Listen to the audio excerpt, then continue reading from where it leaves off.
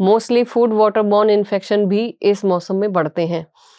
Food water borne infection जैसे बाहर ice cream खाने से, बाहर जो फ्रीजर में पानी मिलता है ठंडा वो पीने से, शादियों में खाना खाने से। जैसे वेदर चेंज होगा, कटाई का मौसम होता है तो स्मोक ड्रॉपलेट्स बहुत ज़्यादा हो जाते हैं, एयर क्वालिटी ख़राब होता है जिसकी वजह से लोअर एयरवेज में कंजेशन होता है, जिससे ब्रोंकाइटिस की प्रॉब्लम बढ़ती है और अस्थमा की सिवियरिटी बढ़ जाती है। जैसे वेदर चेंज होगा, कटाई का मौसम होता है तो स्मोक ड्रॉपलेट्स बहुत ज़्यादा हो जाते हैं, एयर क्वालिटी ख़राब होता है जिसकी वजह से लोअर एयरवेज में कंजेशन होता है, जिससे ब्रोंकाइटिस की प्रॉब्लम बढ़ती है और अस्थमा की सिवियरिटी बढ़ जाती है। आजकल बच्चों का लाइफस्टाइल बहुत सेडेंटरी हो गया है, स्कूल में भी बैठे रहना, गाड़ियों में ही जाते हैं, तो कोई फिजिकल एक्टिविटी नहीं हो पाती है। So my first recommendation to parents is कि कोई एक physical activity, any one game और जॉगिंग और walking, it is very important, at least for 1 hour और half an hour in a day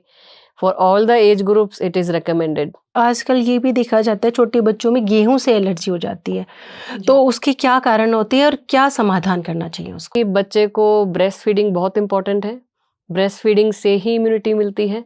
कोशिश करें मदर्स की मैक्सिमम ब्रेस्ट फीड ही करें, टॉप फीड कम से कम ज़रूरत पड़नी चाहिए।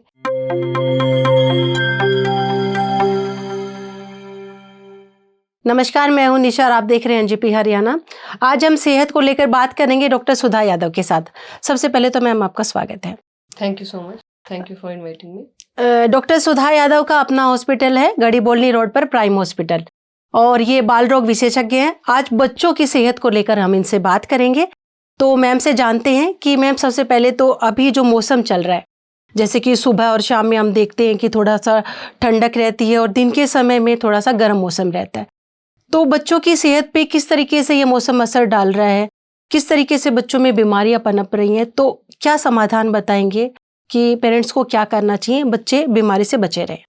Okay, thank you. First of all, I would like to introduce myself. I am Dr. Sudha Yadav. I am child specialist and neonatologist, and my special areas of interest are neurology. I have done my MBBS, MD, DNB, and fellowship at various places in India, various medical colleges, government as well as private. आज हम बात करेंगे कि मौसम change हो रहा है, इसकी वजह से बच्चों की सेहत पे क्या असर पड़ रहा है। पहली चीज़ तो ये है कि जब भी वेदर चेंज होता है तो नए वायरसेस सर्कुलेशन में आते हैं, rhino viruses, metapneumo viruses, para influenza viruses, जो बच्चों में निमोनिया, ब्रोंकियोलाइटिस और ब्रोंकोनिमोनिया का बड़ा कारण है। दूसरी चीज़ ये होती है कि जैसे ही टेम्परेचर वार्म होता है, वायरस का लाइफ बढ़ जाता है, they become more infective and they become more deadly. सबसे पहली चीज़ तो ये है कि बाहर घूमते वक्त जो यूनिवर्सल प्रिकॉशंस हैं उनको फॉलो किया जाए, जिसके अंदर मास्क का यूज़ करना, क्राउडेड प्लेसेस पे नहीं जाना, बाहर से शेयरिंग करके खाना पीना नहीं खाना। Mostly food water borne infection भी इस मौसम में बढ़ते हैं।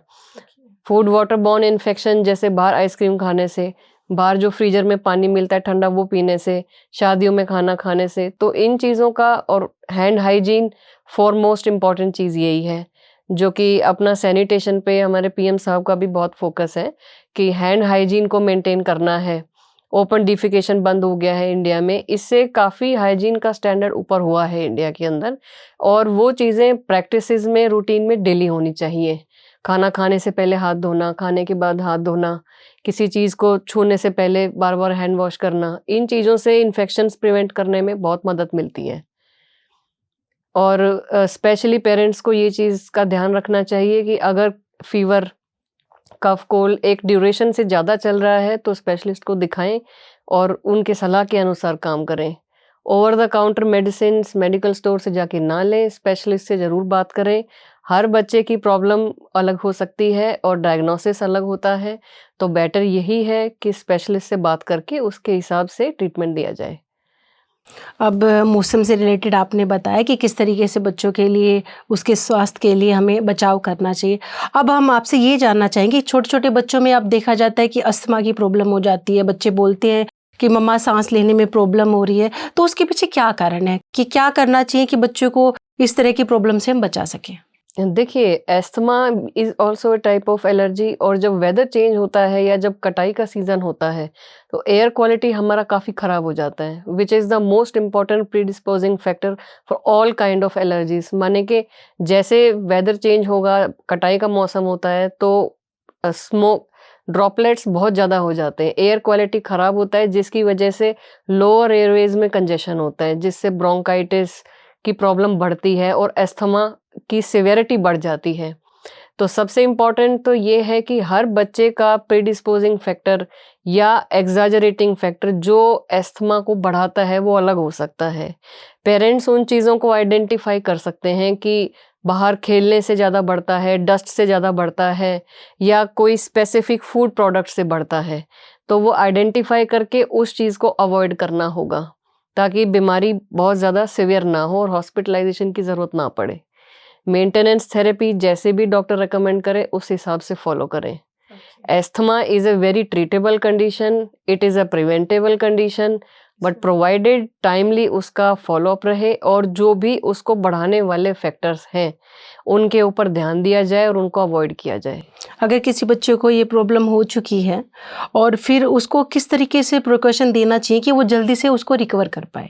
प्रिकॉशन में सबसे इम्पोर्टेंट तो ये है कि it is a individualised therapy, कि किसी बच्चे की प्रॉब्लम परसिस्टेंट अस्थमा की है, या उसको सिर्फ सीजनल अस्थमा होता है, या कभी-कभी इंटरमिटेंट होता है। कुछ लोगों को एक बेसलाइन पीएफटी हमेशा ही डिरेंज रहता है।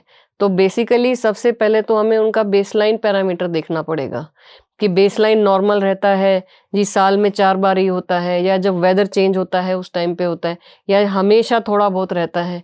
स्पेशली जो प्री टर्म बच्चे पैदा होते हैं, टाइम से पहले हुए, they have more predisposition for asthma and lower airway diseases, जिनको हम आरएडी भी बोलते हैं, रिकरेंट वीजर्स भी बोलते हैं। तो there are multiple factors which are leading to asthma. तो हर बच्चे में क्या प्रीडिस्पोजिंग फैक्टर है, वो हमें देखना होता है। प्री टर्म बर्थ में तो ऐसा ज़्यादा कुछ कर नहीं सकते हैं, मतलब पेरेंट्स के करने के लिए तो ऐसा कुछ नहीं है, लेकिन जिन चीज़ों से वो बढ़ता है, लाइक पीनट्स से बहुत कॉमन है एस्थमा की प्रॉब्लम बढ़ना, पीनट्स से, या अदर नट्स होते हैं जैसे आलमंड्स है, काजू, कुछ बच्चों को प्रॉब्लम होती है उससे। किसी को मिल्क एलर्जी भी होती है, तो वो भी प्रीडिस्पोजिंग फैक्टर बन सकता है। तो सबसे पहली चीज़ तो ये है प्रिकॉशन में कि जो भी उसका एग्ज़ैजरेटिंग फैक्टर है, उसको आइडेंटिफ़ाई किया जाए। इसकी टेस्टिंग भी होती है, फूड प्रोडक्ट्स की टेस्टिंग भी होती है, बच्चे का एलर्जी टेस्ट भी करा सकते हैं। तो जिन चीज़ों से बढ़ता है उनको अवॉइड किया जाए, क्राउडेड प्लेसेस पे कम जाएँ। दूसरा, स्ट्रेस भी एक बड़ा रीज़न होता है एस्थमा को जो बढ़ाता है। बच्चे पे किसी भी प्रकार का मेंटल स्ट्रेस है, एग्ज़ाम्स का है, स्कूल का है, any kind of peer pressure, वो उसको बढ़ाता है। दूसरी चीज़ ये है कि काफ़ी लोग घर में परहेज बताते हैं कि जी ये खाने से हो जाता है, ये खाने से बढ़ जाता है, तो बच्चे की डाइट बहुत रेस्ट्रिक्ट कर देते हैं पेरेंट्स। तो मेरी सिंसियर एडवाइस ये है कि विदाउट एनी एविडेंस बच्चे का डाइट और न्यूट्रिशन कॉम्प्रोमाइज़ ना किया जाए, जब तक कि डॉक्टर उस चीज़ को एडवाइस नहीं कर रहा है अवॉइड करने के लिए, या विजिबली उनको कोई प्रॉब्लम दिखती है कि खाना खाते ही दाने हो जाते हैं, रैश आ जाता है, या चोकिंग सेंसेशन होती है, तब तक उसको बंद नहीं करें, क्योंकि बच्चे के लिए nutrition is very important. Nutrition से ही इम्यूनिटी मिलती है। अगर हम बहुत सारी चीज़ें बंद कर देंगे डाइट में, तो इम्यूनिटी लेवल बहुत कम हो जाएगा, जिससे ऑटोमेटिकली इन्फेक्शंस भी बढ़ेंगे और एस्थमा की प्रोपेंसिटी भी बढ़ेगी। जैसा कि अभी आपने ज़िक्र किया कि बच्चों में तकलीफ बढ़ती जा रही है, स्ट्रेस बढ़ता जा रहा है, एग्ज़ाम का हो सकता है, कैसे भी हो सकता है। तो काफ़ी बच्चों में ये भी देखा जाता है कि सर में दर्द की प्रॉब्लम्स शुरू हो जाती है छोटे-छोटे बच्चों में। इसके पीछे कोई इसका कारण तो नहीं है? बिल्कुल, मैं इस बात पे स्पेशली मेरा भी बहुत कंसर्न है इस चीज़ को लेके कि स्कूल्स में बहुत तरह का कॉम्पिटिटिव एनवायरनमेंट है। कॉम्पिटिशन भी एक लिमिट तक, जहाँ तक वो बच्चे की परफॉर्मेंस बढ़ा रहा है, वहीं तक ठीक है। अभी पिछले कुछ दिनों हमने देखा कोटा में भी बहुत सुसाइड केसेस बढ़ गए थे। So it is really, really the need of the hour. आज की डेट में ये समझना बहुत ज़रूरी है, पेरेंट्स को भी और टीचर्स को भी, कि बच्चे को उतना ही प्रेशराइज़ किया जाए जितना कि उससे परफॉर्मेंस बढ़ती है। बिकॉज हर किसी का level to cope up with stress अलग है. Health and life is the most important. लाइफ में सबसे इम्पॉर्टेंट एक ही चीज होती है, वो लाइफ खुद है. कम से कम प्रेशर उतना हो कि बच्चा उसको टॉलरेट कर सके. I have seen in my school time also. मेरी स्कूलिंग रेवाड़ी में होली चाइल्ड स्कूल से है. तो मैंने स्कूल टाइम में भी देखा है, अपने MBBS MD टेन्योर में भी देखा है कि बच्चों को एग्जाम्स में एस्थमा की प्रॉब्लम बहुत बढ़ जाती थी, हॉस्पिटलाइज हो जाते थे, इनर्स पे आ जाते थे. तो स्ट्रेस उतना ही ठीक है जितना बच्चा उसकी बॉडी एडजस्ट कर पा रही है. बच्चे एंटी डिप्रेसेंट्स लेना शुरू कर देते हैं, स्लीपिंग पिल्स लेना शुरू कर देते हैं, एंड हेडेक तो बहुत कॉमन हो जाता है बिकॉज ऑफ स्ट्रेस. हेडेक में काफ़ी चीज़ें होती हैं. आजकल मेरे पास स्कूल गोइंग स्टूडेंट्स भी बहुत आ रहे हैं जिनमें पेरेंट्स की मेन कंप्लेन है हेडेक. हेडेक तो देखिए वैसे बहुत सारे रीज़न से हो सकता है, अलग अलग एज ग्रुप में डिफरेंट रीजंस हो सकते हैं. किसी में ब्रेन में पहले से मालफॉर्मेशन है, आई वीकनेस एक कारण है. दूसरा nutritional status, by and large the most important cause. Lack of proper sleep, lack of proper routine. बच्चे देर रात तक पढ़ते हैं, सुबह लेट उठते हैं. सो habit formation, discipline is very important, जो कि देखना बहुत ज़रूरी है. स्कूल हो जाता है, उसके बाद कोचिंग हो जाती है, ट्यूशन्स भी हो जाती हैं, एक्स्ट्रा क्लास भी हो जाती है. ब्रेन की एक कैपेसिटी ही है चीज़ों को इम्बाइब करने की. तो उस चीज़ को देख के एविडेंस बेस्ड मेडिसिन के साथ ही प्रैक्टिस होनी चाहिए. I am realising this past few many years कि बच्चे स्पेशली जो 11th-12th के बच्चे हैं उनको काफ़ी बर्डन किया जा रहा है. Coaching, school, classes. In fact confusion ही इतना है कि काफ़ी लोगों को यही नहीं पता है कि किस तरह से कंसेप्ट से क्या पढ़ना है. Everybody is behind one thing कि उस एग्जाम में कितना मार्क्स आ रहा है. ऊपर सिर्फ प्रेशर बनाया जा रहा है. Somewhere it is becoming a very unhealthy competition which is compromising with lives of people, students. Competition उतना ही ठीक है जितना बच्चे की परफॉर्मेंस को बढ़ा रहा है. और हर बच्चे की एक कैपेबिलिटी है, एक एरिया ऑफ इंटरेस्ट होता है. अगर हम उसको ध्यान में रख के काम करेंगे तो बच्चे की परफॉर्मेंस भी अच्छी बनेगी, उसका करियर भी इम्प्रूव होता है और वो जिस भी फील्ड में जाएगा अच्छा ही करेगा. और at least physical problems, headache, back pain, asthma, ये सब नहीं होंगी. बार बार हॉस्पिटल के चक्कर नहीं काटने होंगे. सेकेंडली, आजकल बच्चों का लाइफस्टाइल बहुत सेडेंटरी हो गया है. स्कूल में भी बैठे रहना, गाड़ियों में ही जाते हैं, तो कोई फिजिकल एक्टिविटी नहीं हो पाती है. So my first recommendation to parents is कि कोई एक physical activity, any one game और जॉगिंग और walking, it is very important. At least for 1 hour और half an hour in a day, for all the age groups it is recommended. It should be done. Headache है, asthma है, सब problems कम होती हैं. बच्चे का एपिटाइट भी प्रॉपर होगा, कॉन्स्टिपेशन की प्रॉब्लम, बाकी चीज़ें नहीं होंगी. ओके, एक मैं आपसे ये भी जानना चाहूँगी कि आजकल ये भी देखा जाता है छोटे बच्चों में गेहूं से एलर्जी हो जाती है, तो उसके क्या कारण होते हैं और क्या समाधान करना चाहिए उसको लेके? देखिए, वीट एलर्जी अपने नॉर्थ इंडिया में it is very common because wheat mostly north India में खाया जाता है, राजस्थान, पंजाब, हरियाणा. साउथ में मोस्टली जो है प्रिडोमिनेटली राइस उनकी स्टेपल डाइट होती है.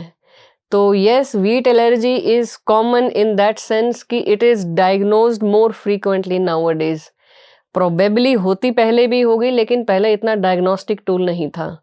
So very important is wheat allergy को आइडेंटिफाई करना.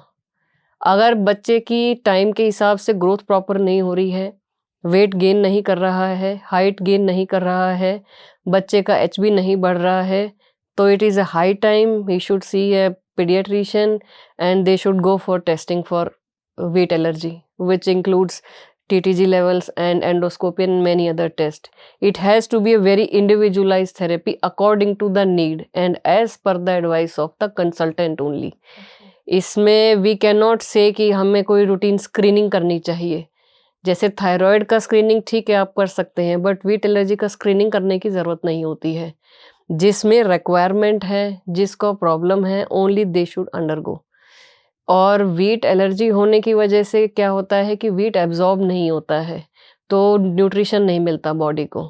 It hampers with the growth and once हम एक बार व्हीट फ्री डाइट पे शुरू कर देते हैं तो बच्चे का रिस्पॉन्स अच्छा होता है, ऐसी कोई कॉम्प्लिकेशन नहीं होती है। उसके साथ एसोसिएटेड कोई और एलर्जी भी हो सकती है, उसको भी साथ में एड्रेस करना ज़रूरी है। लोग they can lead very normal life, उसमें कोई कॉम्प्लिकेशन नहीं होता है, but yes it should B diagnosed and treated on time, that is important. एक सवाल मैं ये भी जानना चाहूँगी कि जैसे पेरेंट्स में कुछ एक बीमारियाँ होती हैं, हमें पहले पता होता है कि ये वाली बीमारी बच्चे में आने के चांसेस होते हैं, तो हमें क्या करना चाहिए कि वो बीमारी जो पेरेंट्स के अंदर है वो बच्चे में ना आए?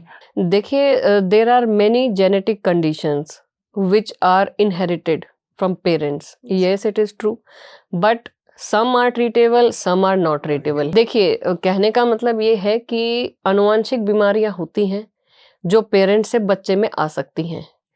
बहुत तरह की इनहेरिटेंस होती है, ऑटोसोमल डोमिनेंट होती है, ऑटोसोमल रिसेसिव होती है, बहुत तरह की चीज़ें होती हैं। अब सबसे इम्पॉर्टेंट तो ये चीज़ है कि जो लाइलाज है, जिसका कोई ट्रीटमेंट नहीं है, उनसे ज़्यादा इम्पोर्टेंट वो कंडीशंस हैं जिनका इलाज है, जिनको हम टाइम से यदि पकड़ लें तो उसका इलाज हो सकता है और बच्चे की लाइफ डिजीज फ्री रह सकती है। लाइक थैलेसीमिया बहुत कॉमन है, वो इनहेरिट होता है, तो उसमें एक तो ये चीज़ है कि ड्यूरिंग प्रेगनेंसी पीरियड भी कुछ टेस्ट होते हैं जिनसे पता लगाया जा सकता है कि बच्चे में वो प्रॉब्लम होने के कितने चांसेस हैं। ये माइनर और मेजर का जो रोल रहता है थैलेसीमिया में, वो किस तरीके से रहता है? देखिए, मेजर और माइनर डिपेंड करता है पेरेंट्स के जेनेटिक मेकअप पे, कि फादर में दोनों कैरियर हैं या सिंगल पेरेंट कैरियर है, तो चांस रहता है 25 to 50%, 75% कुछ भी हो सकता है। आज बड़े सिटीज़ में जो है पेरेंट्स भी I mean before marriage also they go for thalassaemia screening, वो भी कर सकते हैं, बट एटलीस्ट प्रेगनेंसी के बाद जब बच्चा डिलीवर हो गया उसके बाद भी बच्चे का टेस्टिंग करवा के पता लगा सकते हैं कि उसको थैलेसीमिया है कि नहीं। और अगर थैलेसीमिया माइनर तो वैसे बहुत प्रॉब्लम नहीं करता है, they can lead normal life, but ज़्यादा प्रॉब्लम होती है थैलेसीमिया मेजर बच्चों को, क्योंकि दे रिक्वायर, उनको बार बार ब्लड ट्रांसफ्यूजन की ज़रूरत पड़ती है, क्योंकि उनके अंदर बनता नहीं है, वो टूटता रहता है, साथ में फिर iron overload and multiple complications होते हैं। तो उसके लिए जितना जल्दी डायग्नोज होगा, bone marrow transplant and all, काफ़ी कुछ थेरेपीज़ हैं आजकल जिससे बिल्कुल नॉर्मल लाइफ जी सकता है। स्टेम सेल थेरेपी भी इंडिया में अभी एक्सपेरिमेंटल स्टेजेस में है। बाकी बोन मैरो ट्रांसप्लांट से आपकी ल्यूकीमियाज और थैलेसीमियाज में काफ़ी अच्छा रेस्पॉन्स है। एक मैं आपसे अब न्यूबॉर्न बेबी के बारे में जानना चाहूँगी कि न्यूबॉर्न बेबी की किस तरीके से केयर करनी चाहिए। आजकल ये भी देखा जाता है कि न्यूबॉर्न बेबी में स्किन से रिलेटेड प्रॉब्लम्स आ जाती हैं, तो वो उसके पीछे क्या कारण रहते हैं? जी, न्यूबॉर्न बेबीज़ का केयर देखिए बहुत इम्पोर्टेंट है, बिकॉज़ जब इंडिया इंडिपेंडेंट हुआ उस टाइम में इन्फेंट मोर्टेलिटी बहुत ज़्यादा थी। आप अगर डाटा उठा के देखेंगे तो इन्फेंट मोर्टेलिटी पे गवर्नमेंट ऑफ इंडिया ने बहुत अच्छा काम किया है। इंस्टीट्यूशनल डिलीवरी शुरू हुई, वहाँ से ही इन्फेंट मोर्टेलिटी बहुत कम हो गई है। उसके बाद अपना हेल्थ केयर इंफ्रास्ट्रक्चर भी काफ़ी एक्सपैंड हुआ है, अच्छे NICUs बने हैं, उससे भी अच्छा रिस्पॉन्स है। बट सबसे इम्पॉर्टेंट पेशेंट की education and awareness, that is the far more important thing. हमेशा डिलीवरी इंस्टीट्यूशन में होनी चाहिए। उसके बाद बच्चे का कॉर्ड केयर, पहले के टाइम में बहुत तरह की चीज़ें अप्लाई करते थे अम्बिलिकल कॉर्ड पे, वो सब प्रैक्टिसेस नहीं करनी चाहिए। पहले टेटनस बहुत होता था, टेटनस नियोनेटोरम होता था, लोग गोबर लगा देते थे उसके ऊपर, so that was a cause of tetanus. पहले जो मेडिकल कॉलेज में वार्ड भरे रहते थे टेटनस से, बट अभी नहीं है इतना, because of good and effective immunisation by government of India. दूसरी चीज़ ये है कि बच्चे को ब्रेस्ट फीडिंग बहुत इंपॉर्टेंट है, ब्रेस्ट फीडिंग से ही इम्यूनिटी मिलती है। कोशिश करें मदर्स की मैक्सिमम ब्रेस्ट फीड ही करें, टॉप फीड कम से कम ज़रूरत पड़नी चाहिए। दूसरा, बच्चे को hygiene is very important, daily bathing कर सकते हैं 5 to 10 मिनट्स के लिए, प्रॉपर केयर करनी है, प्रॉपर टाइम पे फीडिंग बहुत इंपॉर्टेंट है। और किसी भी प्रकार का डाउट होता है, फीवर है, कफ कोल्ड होता है, तो पीडियाट्रिशियन को दिखाना ज़रूरी है। बहुत छोटे बच्चे को विदाउट एनी कंसल्टेड एडवाइस कोई चीज़ नहीं देनी है। टॉप फीडिंग किसी भी प्रकार से रिकमेंडेड नहीं है।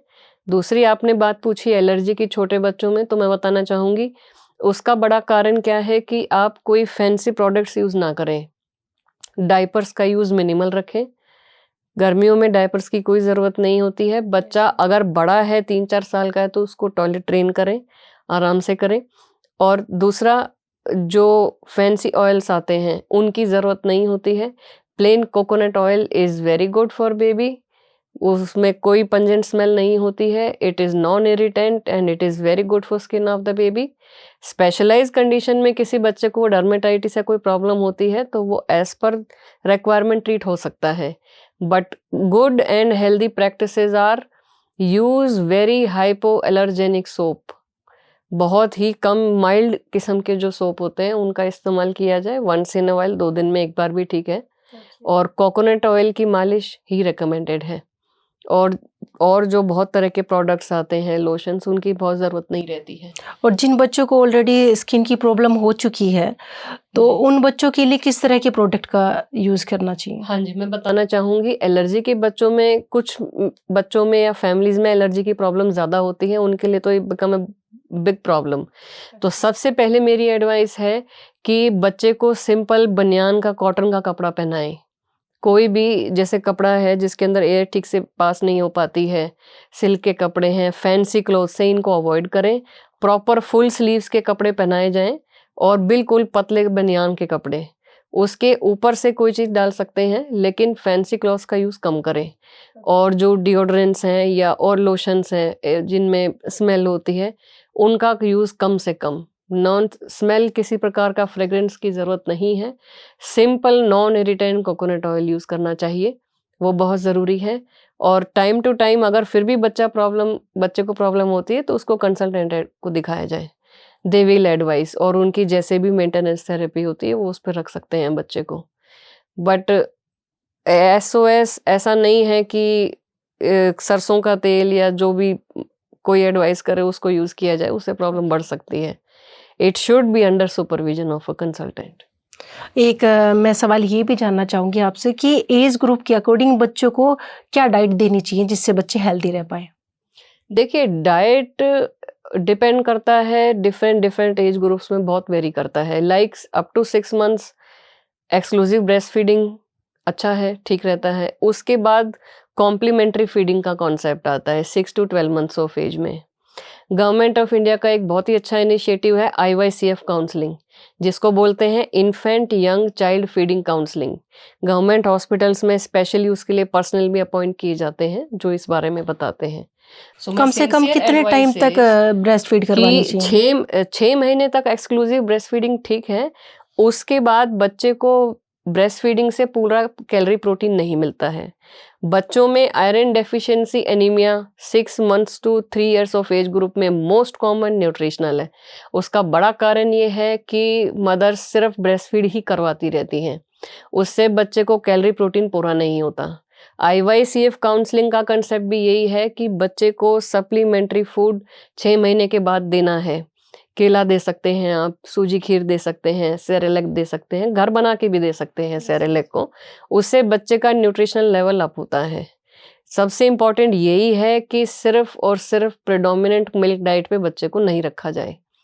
बिकॉज अकेले मिल्क डाइट के ऊपर बच्चे का एपिटाइट तो सप्रेस होता है लेकिन कैलोरी प्रोटीन पूरा नहीं मिलता है बच्चे को, जिससे लो HB और लो वेट गेन ये सब प्रॉब्लम्स रहती हैं। तो balance diet as per the age group बहुत ज़रूरी है। बच्चे को जो भी होममेड फूड है वो खिलाया जाए। सेरेलैक दे सकते हैं, चावल दे सकते हैं, खीर दे सकते हैं, दलिया दे सकते हैं, वो सारी चीज़ें बच्चा खाएगा as per the age group. बच्चे को लंच बॉक्स में क्या दिया जाना चाहिए? जो कि लंच बॉक्स का तो ये रहता है कि काफ़ी टाइम बाद बच्चों को खाने को मिलता है, तो वो इतना लंबा पीरियड मिल जाता है, तो उसमें क्या ऐसी चीज़ें दें जो बच्चे की हेल्थ के लिए अच्छी रहें? देखिए, मुझे तो लगता है लंच बॉक्स मदर्स की सबसे बड़ी टेंशन है कि मैडम लंच बॉक्स तो ऐसे का ऐसा वापस आता है या फिर और बच्चे खाते हैं या ये डस्टबिन में गिरा देता है। तो देखिए, ये बहुत कॉमन प्रॉब्लम है। 98% मदर्स की यही प्रॉब्लम है कि जी बाहर का ही खाना खाता है, घर का तो खाना ही नहीं है। तो मेरी एडवाइस उनको ये है कि आप बच्चे का देखिए रूटीन और हैबिट जैसा बनाएंगे वो वैसे ही बन जाएगा। पहली चीज़ तो ये है कि किसी चीज़ के लिए बहुत डराना धमकाना नहीं है। कोई भी काम करवाने के लिए 2 चीज़ें ब्रेन समझता है, या तो पनिशमेंट मेथड होता है या रिवॉर्ड मेथड होता है। तो बच्चे के लिए रिवॉर्ड मेथड जो है इट वर्क्स गुड। मतलब बच्चा अगर घर का खाना फिनिश करके आता है तो उसको रिवॉर्ड दें, उसको बताएं कि ये चीज़ अच्छी है। पहले तो सिंपल लैंग्वेज में उसको समझाएं कि घर का खाना हेल्दी होता है, अच्छा होता है। टेस्ट चेंज करने के लिए आप ये कर सकते हैं कि एक वीक में डिफरेंट डिफरेंट मील्स दें। कभी बच्चे को दही आलू पराठा दे सकते हैं, कभी आलू पूरी दे सकते हैं बच्चे को, कभी चावल दाल दे सकते हैं। तो आप मेन्यू इडली सांभर दे सकते हैं। तो मेन्यू आप चेंज करके देंगे बच्चे को तो वो मन से खाएगा। दूसरी चीज़ ये है कि बाहर का खाना अनहेल्दी है बच्चे के लिए, बिकॉज़ बहुत तरह के मसाले यूज़ होते हैं जो जिनमें एसिडिक कंटेंट भी होता है। रिसेंटली न्यूज़ में आपने देखा भी होगा, बहुत सारे स्वीट ये माउथ फ्रेशनर्स के अंदर भी पॉइज़निंग पाई गई है, लोग बीमार हो गए हैं। तो बाहर जो भी खाना बनता है वो एज़ पर द टेस्ट बनता है, उसकी सेल बढ़ाने के लिए बनता है, उसका न्यूट्रिशन वैल्यू नहीं होता है। तो बच्चे को ये चीज़, अगर हम थोड़ा बड़ा बच्चा है 7-8 साल का है तो वो समझ भी जाएगा। और अगर बच्चा कोई चीज़ कहता है चाउमीन खाना है या बर्गर खाना है तो आप उसे घर भी बना सकते हैं। आप नहीं, वैसे भी बनाएंगे ये तो बच्चों में खास बात होती कि फास्ट फूड तो चाहिए ही चाहिए होता है, आप कुछ भी जी। बनाएं, लेकिन फिर भी यही होता है कि नहीं मम्मा ये वाली चीज़ तो चाहिए हमें, तो उस एक किस तरीके से बचाएं? देखिए, मैक्सिमम चीज़ें तो आजकल क्या है कि आप घर भी बना सकते हैं। यूट्यूब चैनल होते हैं बहुत सारे, जो भी खाना बनाने में जो भी शेफ्स हैं, दे उनके अच्छे-अच्छे यूट्यूब चैनल हैं, आप घर पे वो चीज़ बना सकते हैं। उसमें ये है कि घर पे जो खाना बनेगा वो लिमिटेड लोगों के लिए बनता है, हेल्दी बनता है और आप साथ में बैठ के खाओ उसके साथ, बच्चे के साथ। वो he will eat it happily. अगर आप अकेले उसके लिए बनाएँगे वो नहीं खाएगा। जो भी चीज़ बच्चे को हमें सिखानी है, वो हमें पहले खुद करनी होगी। हमें बच्चों के लिए रोल मॉडल बनना होता है। बच्चे अपने पेरेंट्स को रोल मॉडल रख के ही लाइफ में आगे बढ़ते हैं। मॉर्निंग में एक्टिविटी करनी है, एक्सरसाइज करनी है। बच्चा हर चीज़ आप जैसा करेंगे, प्यार से बताएँगे, वो वैसे ही फ़ॉलो करेगा। बच्चे को टाइम भी देना होता है और उसको आराम से समझाएँगे तो वो चीज़ों को समझेगा। अगर हम उसको डाँटते रहेंगे, he will find his ways out. वो कहीं न कहीं से पैसे ले लिया, बाहर से चिप्स खा लिया, कुरकुरे खा लिया, ये सब करेगा। और बच्चे को टाइम टू टाइम मील दें। मॉर्निंग, लंच और डिनर जो भी है टाइम पे खाना खिलाएँ। एक टाइम निकलने के बाद बच्चे को भूख ज़्यादा लगेगी, वो ओवर ईटिंग करता है, जिससे चाइल्डहुड ओबेसिटी होती है, बच्चों में मोटापा आता है। ये बहुत कॉमन प्रॉब्लम है, मेरे पास आते हैं पेरेंट्स कि जी इसका वेट बहुत ज़्यादा है, किसी-किसी का गायनेकोमेस्टिया हो गया है, किसी का ब्रेस्ट साइज़ भी बढ़ने लग जाता है बच्चों का। मोस्टली हार्मोनल प्रॉब्लम्स इतनी कॉमन नहीं है। Problem is the diet only. सिर्फ एम्प्टी कैलोरीज़ लेते हैं बच्चे। बाहर जो भी बर्गर, पिज़्ज़ा वगैरह मिलता है, दे सप्लाई एम्प्टी कैलोरीज़। उसमें कोई न्यूट्रिशन नहीं होता है। तो बच्चे में डिसिप्लिन मेंटेन करना बहुत इम्पोर्टेंट है और routine formation. Time to time meal से अनहेल्दी स्नैकिंग जो है वो कम हो जाएगी। अगर बच्चा दोपहर में खाना नहीं खाएगा तो उसे शाम को 4-5 बजे भूख लगेगी, फिर जैसे ही बाहर खेलने जाएगा या ट्यूशन जाएगा तो वहाँ कुछ ना कुछ ओवर ईटिंग करके आएगा। ये चीज़ है। तो this is not a very difficult job, it is way easier than we think. The only thing is it takes some discipline and motivation कि हम उस चीज़ की इम्पोर्टेंस समझें। अगर हम उस चीज़ की इम्पोर्टेंस समझेंगे, लाइक हमें वेट लॉस की इम्पोर्टेंस पता है तो हम वेट लॉस कर लेंगे, हमें पढ़ाई की इम्पोर्टेंस पता है तो हम वो चीज़ कर जाएँगे। कोई मोटिव किसी चीज़ के पीछे होगा तो हम उसको फ़ॉलो करते हैं।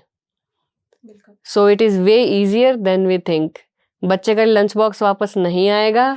पेरेंट्स को अगर थोड़ा-सा बच्चे के साथ पेशेंस रख के कोऑपरेट करना होगा, उसकी टर्म्स भी सुननी होंगी कि उसको घर के खाने में क्या कंप्लेन है। उसके हिसाब से हम मॉडिफ़ाई कर सकते हैं चीज़ों को। जैसा कि आपने सुना कि डॉक्टर सुधा ने बहुत अच्छे से बच्चों की हेल्थ को लेकर, उनकी केयर को लेकर सारे सवालों के बहुत अच्छे से जवाब दिए हैं। तो मैं पेरेंट्स से यही चाहूँगी कि आप भी इन सब बातों को फॉलो करें और बच्चों को हेल्दी रखें। धन्यवाद।